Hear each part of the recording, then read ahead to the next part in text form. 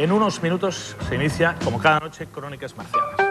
Hoy tenemos 3 invitados fantásticos. Tenemos a Sara, que ha sido invitada nuestra en muchas ocasiones, la madre de Joaquín José. Tenemos a Joaquín José, por fin, en nuestro programa después de abandonar ese corredor de la muerte y haber sido declarado inocente. Y tenemos a Joaquín, ese hombre que junto con Sara tantísimo han luchado. Con ellos 3 vamos a hablar en Crónicas Marcianas dentro de muy pocos minutos. Hasta ahora.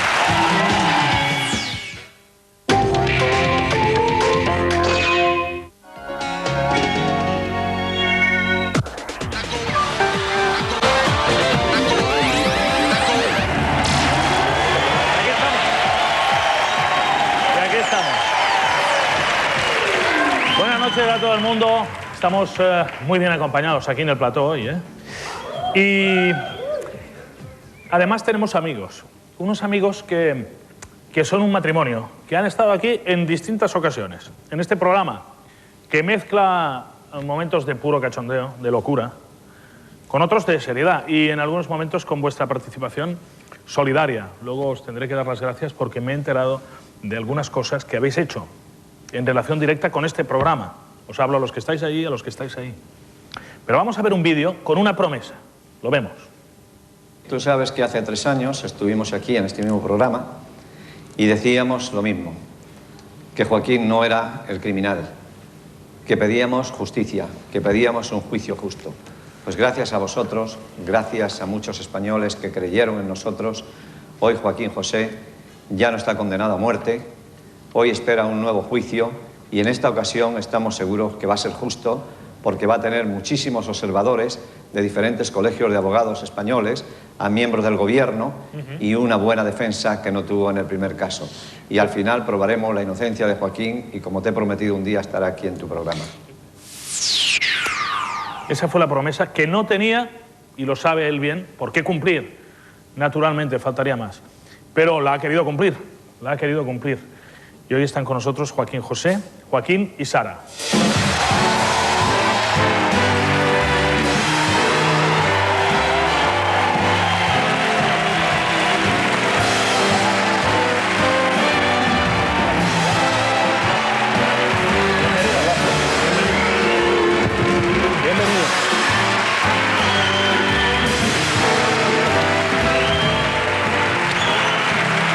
Bienvenido. Gracias. Por favor. ¡Oh, qué bien!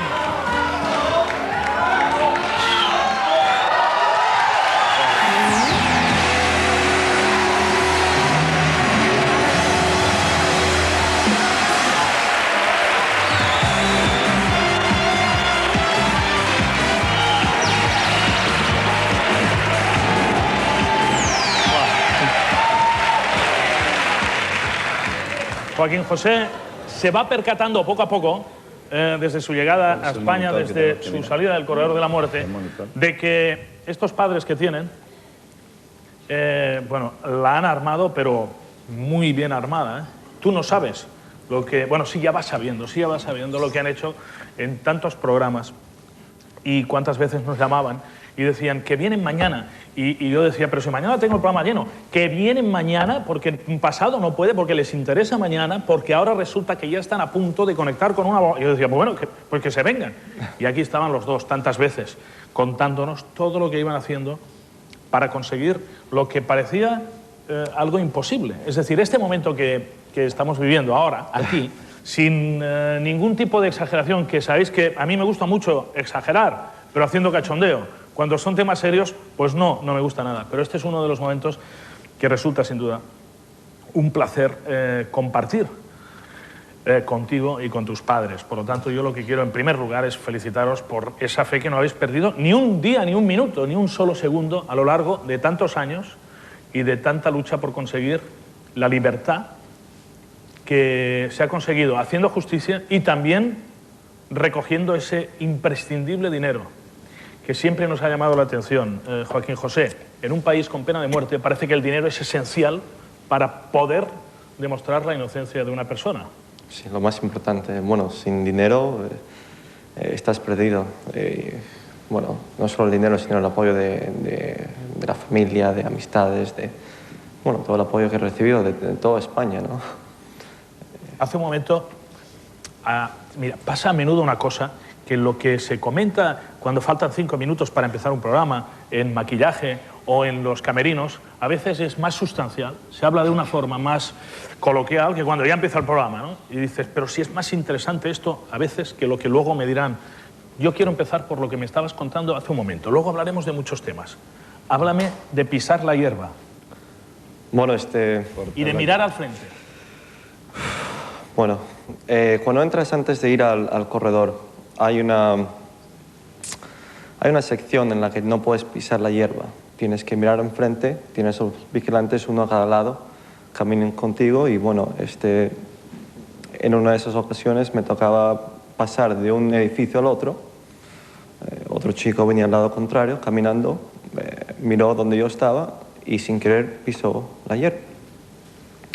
El vigilante le dijo bruscamente, no te voy a decir las exactas palabras, pero dijo, has pisado la hierba, esta es mi hierba y ahora tienes que cortarla porque no está nivelada. Dice, yo no puedo ver nada, estoy esposado, con las cadenas en los pies, estoy caminando lentamente porque no se puede caminar rápido. Él está haciendo lo mismo, pero estoy escuchando. Dice, ahora de rodillas y a cortar césped con la boca. Es un momento que te quedó grabado. Esto es antes del corredor de la muerte. Antes de llegar al corredor. ¿Y cómo es el corredor de la muerte? Aún peor. Vamos a ver, yo, ni que decir tiene, lo hemos manifestado en muchísimas ocasiones, estamos contra la pena de muerte. Hoy el señor Bush ha dicho que la mayor parte del pueblo americano está a favor y por eso él tiene que respetar esa decisión. Yo creo que eso no es cuestión que deba dilucidarse por mayorías ni minorías, simplemente no debe preguntarse jamás. Del mismo modo que no debe preguntarse si la gente es partidaria o no de la violación. No debe preguntarse, pero en fin. Siempre me he imaginado que como mínimo en el corredor de la muerte tratan bien a la gente, o no la tratan mal, pero parece que no es así. No es así. Todo lo que uno ve en las películas es lo que es la realidad y a veces hasta más de eso. En el tiempo que yo estuve en el corredor me hacían preguntas, ¿qué tal es el corredor? ¿Qué tal? Yo tenía que decir que todo era bien, que no había ningún problema, claro, porque estaba viviendo la experiencia. Tarde o temprano esa entrevista se acababa, tenía que regresar a mi celda. Pero las cosas en el corredor no son así. Es como una pesadilla. No solo tienes la presión de que cualquier día te pueden firmar tu sentencia, sino que tienes la presión de los vigilantes, otros compañeros. ¿Cómo son los vigilantes? Bueno, parecen como de una película del Far West, con una gorra de estas, con botas, como que se acaban de bajar de un caballo, ¿no? Caminan, se les dice rednecks. Cuellos rojos. Cuellos rojos. Y conmigo, bueno, no he tenido problema directamente, jamás en el tiempo que he estado ahí. Pero sí he visto el tratamiento de otros presos. Gracias al apoyo de mis padres y todos los demás medios de comunicación y todo lo que estaba ocurriendo en ese tiempo, los vigilantes no iban a hacer un error como para hacer mal, ¿no? ¿Cómo sí cometieron con alguno de los reclusos que estaba ahí? Sí, con varios. ¿A uno le mataron? A uno le mataron y 8 de ellos están en el juicio ahora. 8 vigilantes están siendo juzgados por esa agresión a uno de los... Sí, dijeron que se había caído intentando subir las rejas. Cuando lo encontraron, ese chico estaba completamente cubierto de golpes, no se le podía reconocer la cara. Tenían impreso en el cuerpo, especialmente en el pecho, la parte de las botas de los vigilantes. ¿Le pisotearon? Lo pisotearon, lo mataron. ¿Qué hizo él para que le hiciesen esto? Bueno, él era una persona que ya había tenido problemas con los vigilantes antes y el problema más grave es que antes de entrar en la institución, el crimen por el cual él lo juzgaron fue asesinato de un vigilante. O sea que antes de entrar por la puerta ya lo tenía mal. O sea que él estaba, digamos, de mal rollo, digamos, ya con los que se encargaban de su seguridad. ¿Cómo está el personal allí? ¿Cómo está la gente? Porque hay gente que lleva 13, 14, 15 años. Mucho tiempo. Hay gente que lleva ahí... He conocido gente que lleva 17 años. 17 años. Sí. Y sales de ahí, bueno, sereno, tranquilo, concentrado en lo que quieres hacer, o sales de ahí completamente loco como mucha la gente que está ahí está ahora. De ahí solo se sale... Bueno, no, hay 3 vías, diríamos. Se sale muerto, se sale como tú, declarado inocente, o se sale en cadena perpetua o con graves condenas, ¿no? Claro. Si se revisa alguno de esos Claro, casos. es muy raro lo que me ha pasado a mí, casi único. El caso mío ha sido único. ¿Tú has conocido a los españoles que... Hay un español también ahí, Sí. en Tampa? Dos de ellos. Los 2 están allí. Están en Rayford, sí. Y no los he conocido personalmente, solo a Julio Mora, que es el señor mayor de silla de ruedas. Y bueno, he podido hablar con él y eso de vez en cuando, saliendo del recreo. Hay momentos en que los reclusos podéis hablar entre vosotros. La hora de recreo. La hora del recreo. Son 2 veces a la semana, por 2 horas. 2 veces por semana, 2 horas. Que es como un patio. Sí, un patio con rejas alrededor en el que tenemos que concentrarnos en el centro del patio y no arrimarnos mucho a las rejas. Y la verdad es que la única oportunidad que tenemos de hablar, al menos que estén en el mismo pabellón, que son 14 celdas, ¿no? Entonces, por ejemplo, ¿esas celdas son? Sí, esa es más o menos la vista antes de llegar a las demás rejas que tenemos. Ese es lo que acabamos de ver. Sí, volvemos a lo que estábamos viendo, por favor, gracias. Ese edificio que veis ahí es donde hacen las ejecuciones y esa es la segunda planta. Yo estaba más abajo, en el primer piso que se dice. Y desde mi ventana, que es la segunda celda, podría ver yo ese edificio. Es el edificio donde llevan las ejecuciones. ¿Cuántas ejecuciones has vivido tú estando ahí esos 3 años? Siquiera 7, 8. 7 u 8. ¿Cómo es un día de ejecución? ¿Es especial? ¿Se nota alguna diferencia en relación con un día normal? Es triste. Hay un silencio, bueno, increíble. Lo único que se oye a veces en la madrugada, porque, bueno, normalmente esta gente cuando la ejecutan, pues 7 de la mañana más o menos. Pero lo único que se oye ahí es, a veces los chicos jóvenes, 17, 18 años, se les oye llorar. El silencio es bueno, y es muy difícil ese día antes. No digo que hay que vivirlo porque no quisiera que nadie tuviera que vivir esa situación, pero nunca me imaginaba que ese sitio sería como era. Joaquín José, durante algunos años tú fuiste partidario de la pena de muerte y tu padre te decía, no, eso no soluciona nada. Y teníais alguna discusión respecto al tema de la pena de muerte, eso nos contaba tu padre. Poco menos de 3 años fue el total. Antes de encontrarme en esa situación, lo que ocurrió fue que tuve a mis hijas, claro, y me dejé llevar por la mentalidad de otras personas, algo que jamás he hecho. Yo he sido el primero en hacer las cosas por mí mismo y no dejarme llevar por nadie. Cuando dices me dejé llevar, ¿te refieres a que creías en la pena de muerte? La prensa, amistades, la forma que se pintaba a estas personas que estaban en el corredor, como asesinos de niños, el caso, por ejemplo, de Timothy McVeigh. Al que ejecutaron ayer. Sí. ¿Y ahora? Estoy en contra, completamente. Vamos a vivir el momento en el que, después de tantas ocasiones en las que hablamos con tu padre, se da a conocer la sentencia de ese segundo juicio, ¿vale? Vale. Me imagino que lo has visto ya en muchas ocasiones, pero este es ese instante. Pregunta si tienen la deliberación, dice que sí. Ese es el juez que te condenó la primera vez, ¿no? Sí.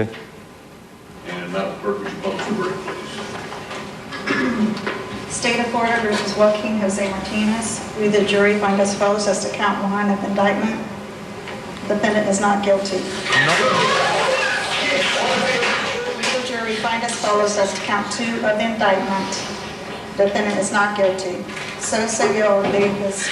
No culpable. Ese es el veredicto del jurado. En ese momento hay como haces como literalmente una mueca, no una expresión global de la cara, porque ahora hablaremos de lo que es esa especie de pared que has creado necesariamente para sobrevivir y que yo me imagino que todavía te tiene encerrado, todavía hay una parte de ti que tiene que liberarse. Pero ¿Qué experimentas en ese instante? ¿Te lo crees o crees que estás soñando? Bueno, cuando la primera vez pues era por una persona, o sea, me parece que era por el cargo del chico, ¿no? Y dijeron no culpable y dije, bueno, ya estoy un punto más cerca, o sea, falta la segunda parte, ¿no? Y ahí es cuando recibí las noticias de que no era culpable de los 2 asesinatos y de todas maneras intenté, por mucho que quería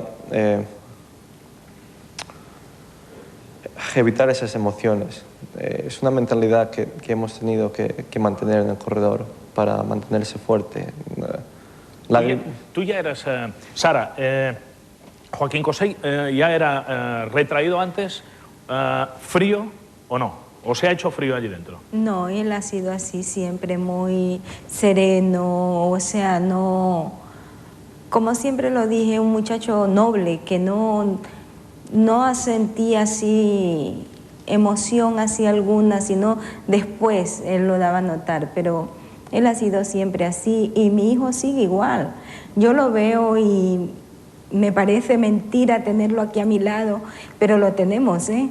Lo tenemos aquí, y he dicho yo no voy a llorar porque ya lo tengo a mi lado y soy la mujer más feliz del mundo, porque le digo, muchas veces a mi hijo me ha costado 5 años, mucho tiempo para volverlo a parir y tenerlo vivo, porque es algo...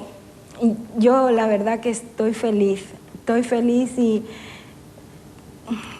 yo no quisiera que mi hijo más se me fuera de mi lado. Que no, mire cómo la agarra, que no se vaya, que no. Que si se va sea viajes de placer y cosas parecidas, pero... Y el otro héroe, porque nosotros siempre hemos considerado que los héroes... Sí, se lo digo sinceramente, los héroes lo son en la vida cotidiana, otra cosa es en la ficción, pero hay héroes en la vida cotidiana, en esa desesperada lucha del día a día, de esas mañanas, de esas tardes, de esas noches, de esos mediodías, de esas largas y lánguidas horas, ¿no? Pero ahí ha estado Joaquín tantos y tantos días, ¿eh? También hay momentos que todavía esto es muy reciente, todavía debe ser como increíble. Bueno, yo sí estoy seguro de lo que ha pasado, ¿no? Tenía mucha fe. La prueba que yo quisiera tener el mismo pronóstico para las quinielas o para la lotería, ¿no? Porque yo un día dije que lo iba a sacar del corredor de la muerte, aunque me costara la vida, y no me costó la vida. Posteriormente dije que jamás volvería al corredor de la muerte y antes de iniciarse el juicio se descartó pedir nuevamente la pena de muerte. Después dije que el juicio terminaría entre el 6 y el 8 de octubre, entre el día 6 y el 8 de junio, y nuestro abogado decía que iba a durar de 2 a 4 semanas. Y no fallé. Terminó prácticamente el 6 de junio. Y después le dije a todos los españoles, incluido algunas veces en estos programas, que Joaquín estaría en España antes del 15 de junio y está aquí. O sea, no me he equivocado, sé que está aquí, sé que ha costado mucho trabajo, pero que todo es posible cuando se tiene fe, cuando se lucha y cuando se encuentra a alguien solidario como hemos encontrado nosotros aquí en España. Es increíble las cosas que a nosotros nos han pasado.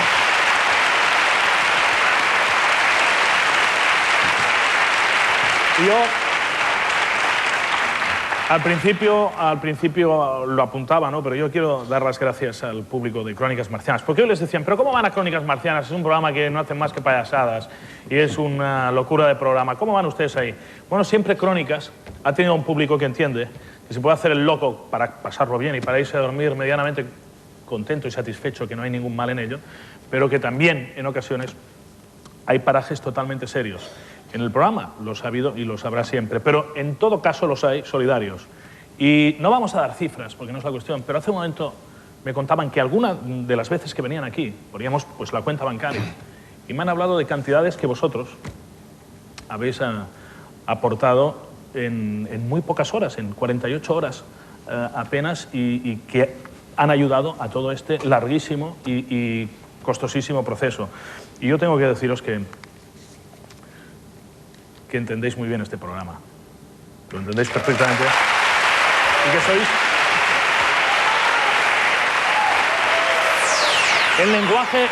El lenguaje de camerino, que es el que tantas veces me gustaría trasladar aquí, creo que se me ha escapado decir, no, si el público de este programa es de puta madre. Pero es verdad, por un día voy a hacer yo el pelota con el público, pero es cierto completamente. Porque una cosa es hablar de las cuestiones, la otra es mojarse y ser solidario. Así es. Nosotros siempre lo dijimos, Javier, en el momento que nosotros más necesitábamos, él estuvo allí, presente, y la verdad lo agradecemos mucho porque el público, como bien lo dices tú, de Crónicas Marcianas, en 48 horas nos dejó 10 millones de pesetas que las necesitábamos. Y gracias a ese público nosotros hemos logrado que esté mi hijo aquí presente, porque si no hubiera sido así, no lo tuviéramos aquí en carne, a mi hijo a mi lado.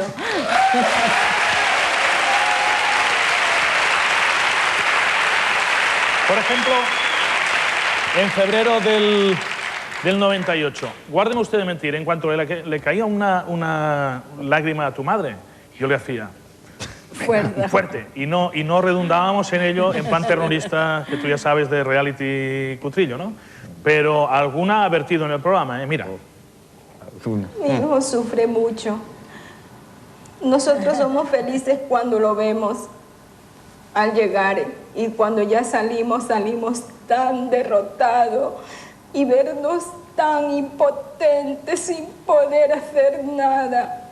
Por eso nosotros le pedimos a todos los que puedan de buena voluntad ayudarnos, porque no se trata de un delincuente, se trata de un inocente que pide justicia y unos padres que sufren. Yo esto no se lo deseo a ninguna madre que pase en estas condiciones como nosotros estamos pasando en este momento. Y hoy, tanto tiempo después, porque esto era en el 98. En el 98, pasan los años rapidísimos, pero me imagino que ahí dentro no. No, es la primera vez que veo eso, me he dejado un poquillo... ¡Viva! ¡Viva tu madre!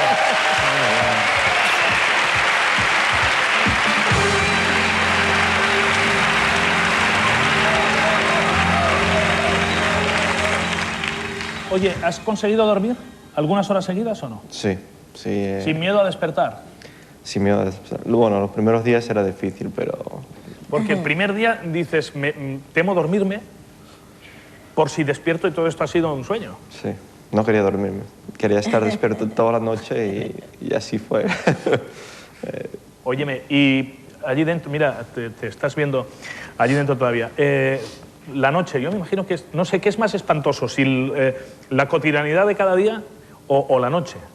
La noche es terrible. La noche es terrible porque no se puede dormir. Tienes que dormir con tapones en los oídos, algo que lo había hecho tantos y tantos años que al salir me desperté una madrugada 4:30 y era, bueno, se oía solo silencio, o sea, y en eso, todo ese tiempo en el corredor era ruido de vigilantes, ruido de compañeros que ya no están tan bien que se diga. Es muy difícil dormir ahí. Y luego tienes, si te quedas dormido, vigilantes que vienen a hacer las revisiones de celdas. A cualquier hora, ¿no? A medianoche, por ejemplo. Cualquier hora que ellos quieran. Frío por la noche, nos decías. Mucho frío. Eso es lo que yo... Vamos a ver. La pena de muerte es una atrocidad, ¿no? Pero hay toda una cadena de pequeñas atrocidades previas. Es decir, ¿por qué tiene que hacer frío? ¿Por qué no hay calefacción? Esa es una pregunta que no... en fin, no atiendo a responder. Parece que un frío atroz por la noche. Sí. Tienes que dormir con todo. Todo lo que puedas pillar. Y de todas maneras pasa frío y... ¿Y las revisiones? Tienes que quitarte toda la ropa. Y tienes que estar así mientras ellos revisan tu celda. Y bueno, tienes que quedarte quieto y sufrir ese frío sin temblar. Te dicen que si tiemblas no te dejan acostar de nuevo. Claro, tienes que dejar de temblar. Tienes que dejar de temblar, te dicen. Completamente. Le tienen ahí, vamos a ver, las ventanas, vamos a contar eso. Las ventanas están abiertas y están las rejas. Sí. Entonces hace un frío impresionante en invierno. Y le dicen que si no deja de temblar, no te van a dejar acostar de nuevo. O sea, ¿qué son? Unos sádicos. O sea, vamos a ver, ¿quién está más locos? ¿Los vigilados o los vigilantes? No, lo digo porque seguramente, intentando entenderlo todo, seguramente si uno llevase allí mucho tiempo vigilando a personas que van a ser ejecutadas, acabaría loco también. Sí, Pregunto. Es una tortura psicológica que hacen allí con ellos, como para que ellos nunca estén bien. Por eso es que muchos salen locos de allí, o sea, no pueden estar más. En 5 años, en 3 años, muchas veces ya están locos, ya tú no sabes si ese está normal o...